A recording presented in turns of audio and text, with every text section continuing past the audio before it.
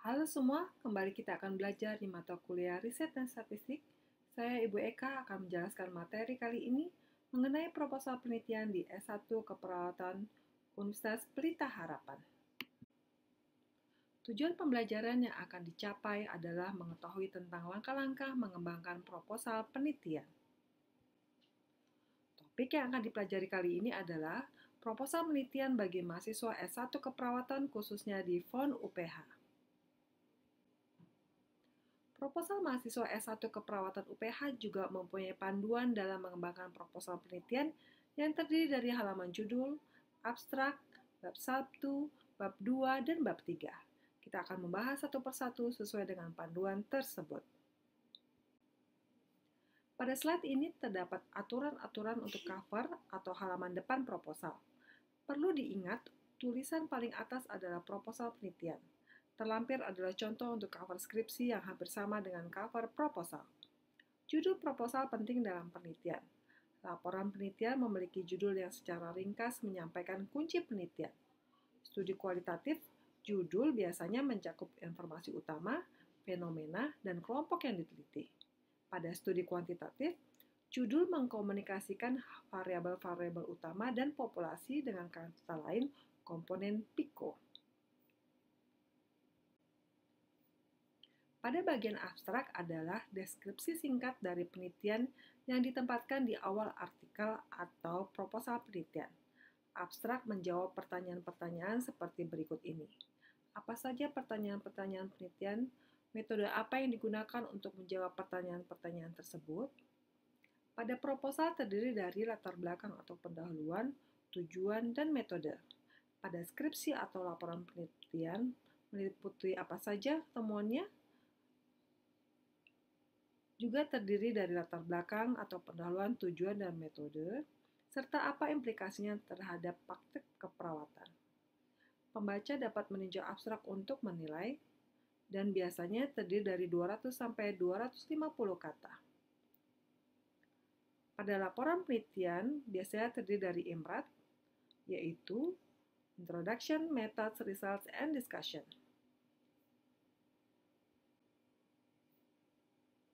Pada sesi ini, kita akan membahas tentang isi bab 1 dalam proposal, yaitu latar belakang, rumusan masalah, tujuan penelitian, pertanyaan penelitian, dan manfaat penelitian.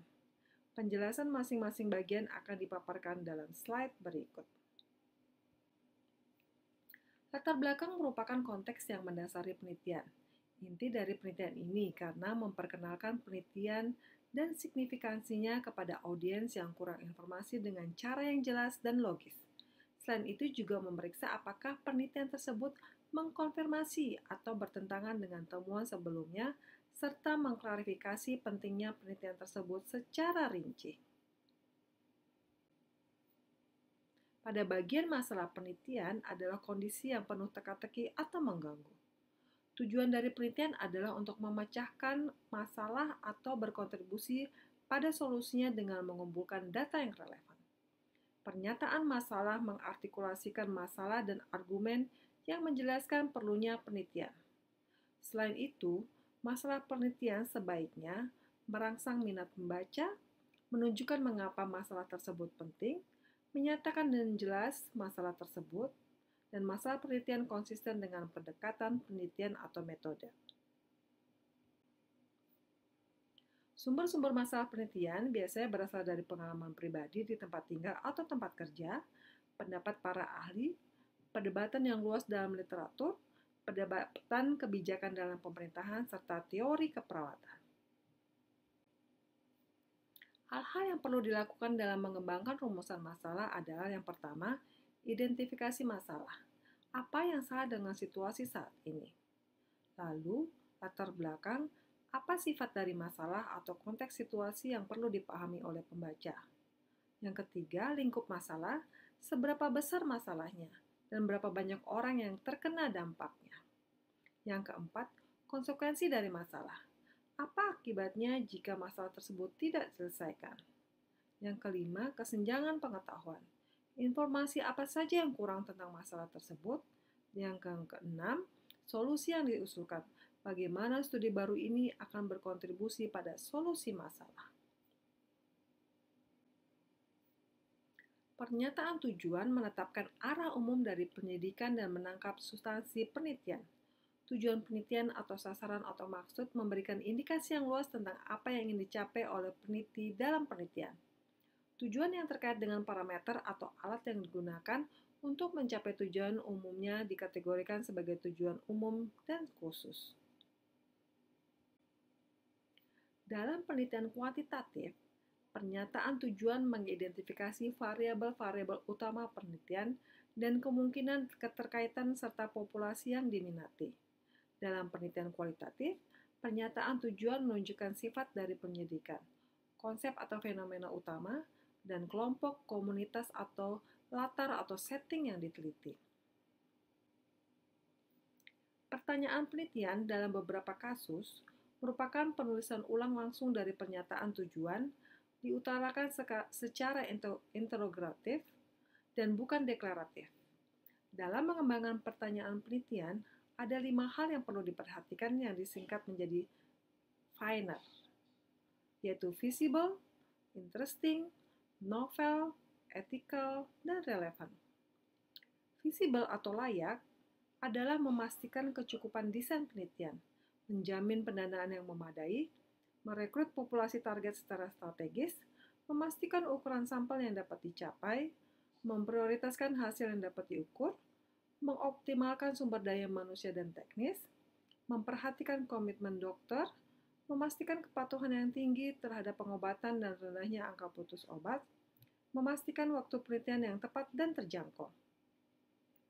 Untuk interesting atau menarik adalah menarik minat peneliti utama, menarik perhatian pembaca, menyajikan perspektif yang berbeda dari suatu masalah. Novel atau kebaruan memberikan temuan yang berbeda, menghasilkan hipotesis baru, memperbaiki kelemahan metodologis dari situasi yang ada, mengatasi kesenjangan dalam literatur yang ada. Ethical atau etis memenuhi komite etis setempat, menjaga prinsip-prinsip utama penelitian etis, menjamin keamanan dan reversibilitas efek samping. Relevan menghasilkan pengetahuan baru, berkontribusi untuk meningkatkan praktik klinis, menstimulasi penelitian lebih lanjut, memberikan jawaban yang akurat untuk pertanyaan penelitian yang spesifik. Manfaat penelitian dapat dituliskan menjadi 2, yaitu manfaat secara teori dan praktik. Contohnya untuk manfaat teori dapat memberikan pengetahuan yang baru. Contoh untuk manfaat benefit praktikal misalnya keterampilan yang diaplikasikan dalam praktik klinik. Pada bab 2, terdapat 5 bagian yang harus dituliskan oleh peneliti, yaitu rangka kerja konseptual atau teori, tinjauan teoritis, definisi konseptual dan operasional, kajian literatur terkini, serta ringkasan. Rangka kerja konseptual atau teoritis menunjukkan hubungan antara konsep-konsep yang dipelajari, biasanya melalui diagram. Pada tinjauan literatur, peneliti menjelaskan tentang kerangka kerja atau variabel dari penelitiannya. Definisi konseptual menguraikan apa arti sebuah konsep, tetapi tidak menjelaskan bagaimana cara mengukurnya. Sedangkan definisi operasional menguraikan bagaimana cara mengukur sebuah konsep, tetapi tidak menjelaskan apa artinya. Contohnya dapat dilihat dari lampiran proposal yang disertakan dalam penjelasan materi ini. Pada bagian kajian literatur terkini, peneliti menuliskan ringkasan dari penelitian sebelumnya. Biasanya 5-10 artikel dengan tahun publikasi 3 atau 5 atau 10 tahun sebelumnya. Pada bagian ini, ringkasan diperoleh dari membandingkan dan mengkontraskan teori atau konsep serta tinjauan literatur terkini yang ada di bab 2. Pada bab 3 proposal penelitian, terdapat 9 bagian yang perlu dijelaskan oleh peneliti, yaitu desain penelitian, pertimbangan etik, populasi dan sampel penelitian, tempat dan waktu penelitian, instrumen penelitian, prosedur pengumpulan data, rencana pengolahan data, rencana analisis data, dan potensi keterbatasan penelitian. Desain penelitian dari sebuah penelitian menjabarkan strategi yang diadopsi oleh peneliti untuk menjawab pertanyaan dan menguji hipotesis mereka. Selain itu, untuk meyakinkan pembaca bahwa keseluruhan desain penelitian dan metode analisis akan menjawab masalah penelitian dengan tepat, dan untuk mengesankan pembaca bahwa metodologi atau sumber yang dipilih sesuai untuk topik tertentu. Peneliti menentukan jenis metode yang akan dilakukan, apakah kuantitatif atau kualitatif. Pertimbangan etis mengacu pada perlindungan hak partisipan, yaitu hak untuk menentukan nasib sendiri, hak privasi, hak otonomi dan kerahasiaan, hak untuk mendapatkan perlakuan yang adil, dan hak untuk mendapatkan perlindungan dari ketidaknyamanan dan bahaya, mendapatkan persetujuan dan proses tinjauan institusional atau persetujuan etis. Peneliti juga perlu memberikan informasi yang memadai mengenai setiap aspek ini. Selain itu, persetujuan harus diperoleh dari para peserta atau responden. Populasi adalah seluruh kelompok yang diminati. Sampel adalah bagian dari elemen populasi. Pengambilan sampel melibatkan pemilihan sebagian populasi untuk mewakili populasi. Kriteria inklusi dan eksklusi juga harus didefinisikan dengan jelas. Contohnya, silakan cek di lampiran proposal. Pada bagian ini, peneliti menjelaskan lokasi studi, tempat penelitian, dan kerangka waktu pada saat pelaksanaan penelitian yang dilakukan. Perangkat atau instrumen yang digunakan untuk mengumpulkan data, misalnya kuesioner, jadwal observasi yang dilakukan, dan tes yang dilakukan. Selain itu, validitas dan reliabilitas instrumen harus jelas. Pada bagian ini, peneliti menyediakan proses yang komprehensif untuk perencanaan pengumpulan data termasuk kerangka waktu.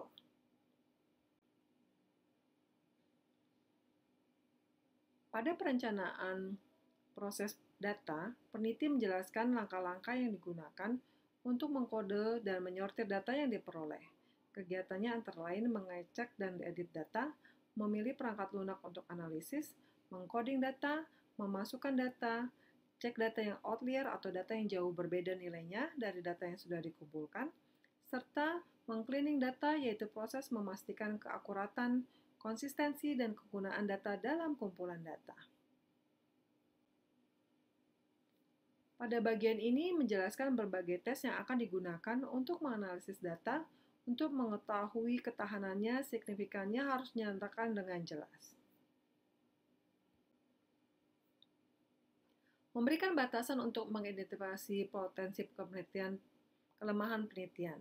Pada tahap proposal seringkali sulit untuk mengidentifikasi kelemahan dalam penelitian sebelum penelitian dimulai. Namun, para pembimbing mendukung mahasiswa untuk mengantisipasi potensi kelemahan dalam penelitian mereka, dan mahasiswa dapat mengidentifikasi batasan yang terkait dengan metode pengumpulan dan analisis data penelitian. Contoh, menyebutkan kekuatan dan kelemahan prosedur statistik dan strategi penelitian, seperti studi kuantitatif atau kualitatif. Demikianlah pembelajaran kali ini tentang proposal penelitian di lingkup FON UPH. Terlampir referensi yang digunakan. Selamat belajar!